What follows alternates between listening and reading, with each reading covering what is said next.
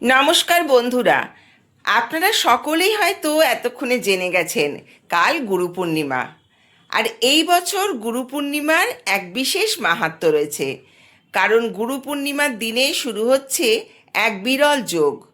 গ্রহগুলির অবস্থান এতটাই ভালো যে গ্রহগুলির সংমিশ্রণে এক রাজ যোগ তৈরি হচ্ছে। এই দিনে চাঁদ মকর রাশিতে থাকবে, পূর্ণিমার কারণে চাঁদের অবস্থানও অনেক ভালো এবং সূর্যের নক্ষত্রপুঞ্জের কারণে গুরু পূর্ণিমার বিশেষ প্রভাব থাকবে। গুরু পূর্ণিমার এই দুর্লভ রাজযোগ ও মহাসংযোগের মধ্যে প্রধান হল বুধাদিত্য রাজযোগ, শশ রাজযোগ ও হংস রাজযোগ। জ্যোতিষশাস্ত্র মতে এই মহাযোগের ফলে 6টি রাশিতে আসতে পারে বড় পরিবর্তন। বলা হচ্ছে যে 56 বছর পরে এই জাতীয় যোগ রয়েছে এই শুভ দিনে। তাই এই দিন যে কোনো কাজই করা হোক না কেন তার সর্বোত্তম ফল দেবে। আর ধ্যান, মন্ত্র উচ্চারণ এবং জ্ঞান অর্জন করা এই দিন অত্যন্ত শুভ। এই বিশেষ দিনে মহর্ষি বেদব্যাসের জন্ম হয়েছিল। এই পূর্ণিমায় ভগবান শিব সপ্তর্ষিদের আদি গুরু হিসেবে যোগের জ্ঞানও দিয়েছিলেন। তাই এই বিশেষ দিনের শুভ সময়গুলি কখন রয়েছে তা আমরা এই ভিডিওর মাধ্যমে জেনে নেব। জেনে নিই এবছর শ্রাবণ মাসের পূর্ণিমা বা গুরু পূর্ণিমা কবে পড়েছে। পঞ্জিকা অনুসারে সঠিক সময়, গুরু পূর্ণিমার তিথি কখন শুরু হচ্ছে, কখন শেষ হচ্ছে, এই পূর্ণিমা তিথিতে পুজোর সময় কি আছে, অমৃত যোগ এবং মহেন্দ্র যোগের সময়সূচি, এই দিন কখন সত্যনারায়ণের পুজো করা যাবে এবং গঙ্গা স্নান ও দানের শুভ সময় কখন, কিভাবে পালন করবেন গুরু পূর্ণিমা, এই দিন কি দান করা শুভ, এই রকম আপনাদের জিজ্ঞাসা বেশ কিছু প্রশ্নের উত্তর এই ভিডিওর মাধ্যমে আপনাদের জানালাম। আপনারা যদি আমার ভিডিওতে নতুন হন তবে চ্যানেলটি সাবস্ক্রাইব করে পাশে থাকবেন এই ধরনের আরও ভিডিও পাওয়ার জন্য। তাহলে শুরু করছি আজকের ভিডিও। বন্ধুরা, 2026 সালের গুরু পূর্ণিমা পালিত হবে আগামী 29শে জুলাই 2026, বাংলার 12ই শ্রাবণ 1433 বুধবার। পূর্ণিমার তিথি শুরু হচ্ছে 28শে জুলাই 2026, বাংলার 11ই শ্রাবণ 1433 মঙ্গলবার সন্ধে 6টা 6 মিনিট থেকে এবং পূর্ণিমার তিথি সমাপ্ত হবে 29শে জুলাই 2026, বাংলার 12ই শ্রাবণ 1433 বুধবার রাত্রি 7টা 40 মিনিট। অর্থাৎ এই পরিস্থিতিতে উদয়া তিথি অনুযায়ী গুরু পূর্ণিমা পালন করা হবে বুধবার। এই দিনই পূর্ণিমার ব্রত, উপবাস সমস্ত কিছুই পালন করা হবে।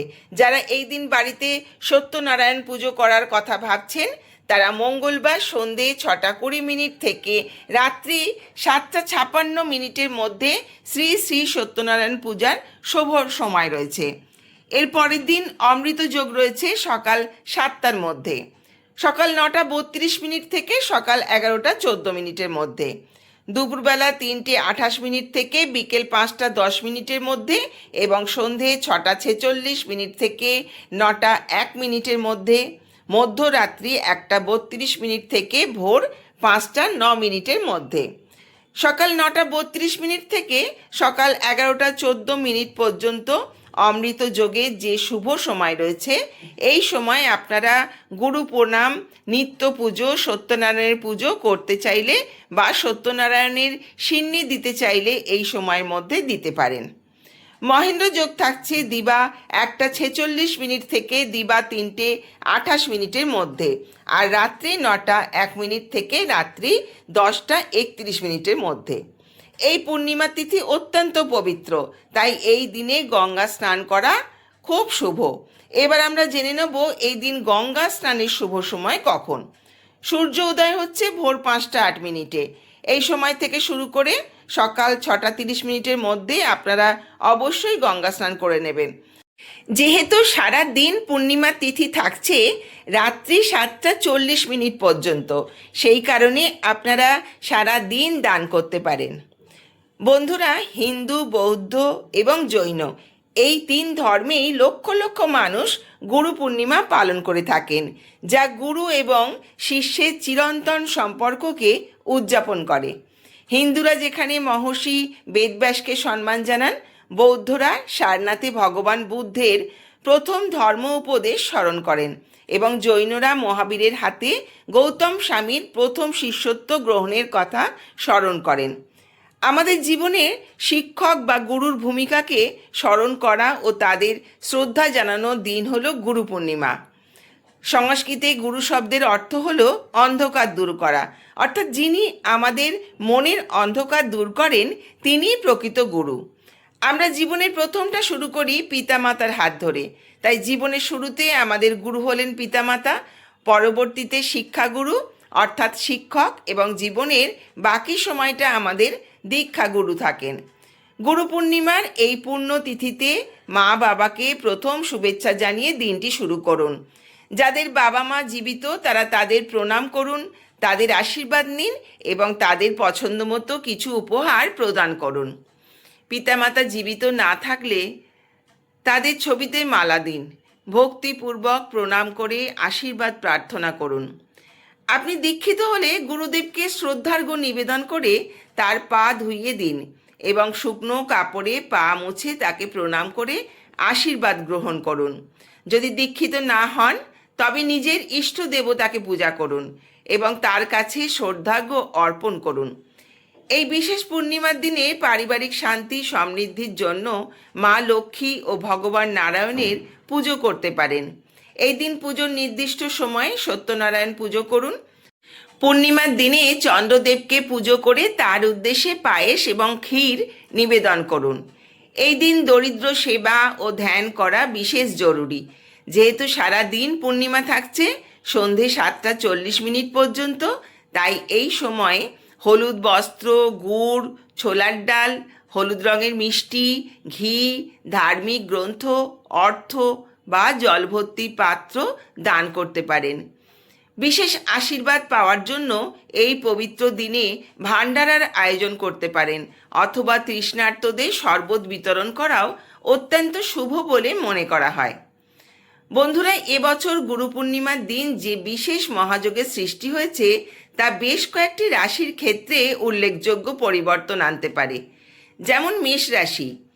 মেষ রাশির আর্থিক অবস্থা আগের তুলনায় শক্তিশালী হতে পারে এবং পারিবারিক জীবনে ইতিবাচক পরিবর্তন লক্ষ্য করতে পারেন।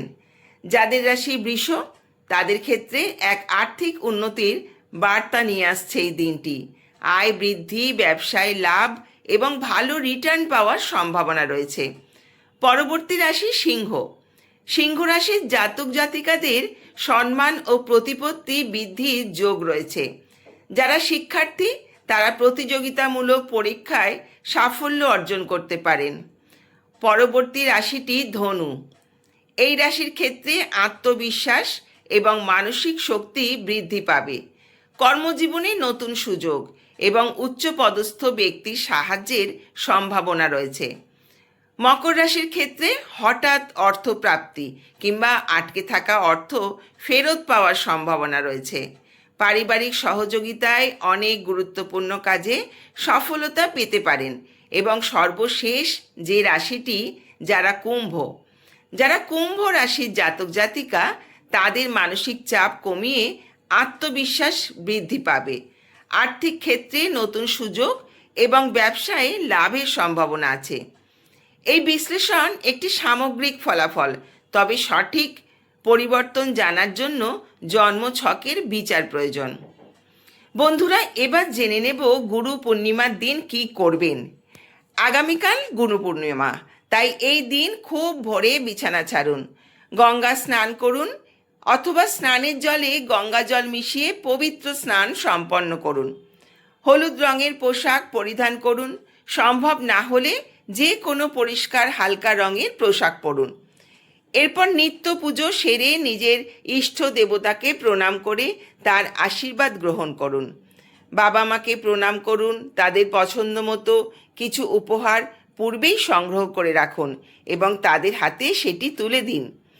তাদের প্রণাম করে তাদের আশীর্বাদ গ্রহণ করুন।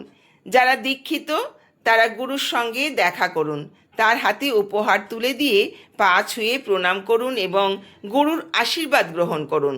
যদি একান্তই গুরুর সঙ্গে সাক্ষাৎ করা সম্ভব না হয়, তার সাথে ফোনে কথা বলুন এবং সাক্ষাতের একটি নির্দিষ্ট সময় স্থির করে ফেলুন।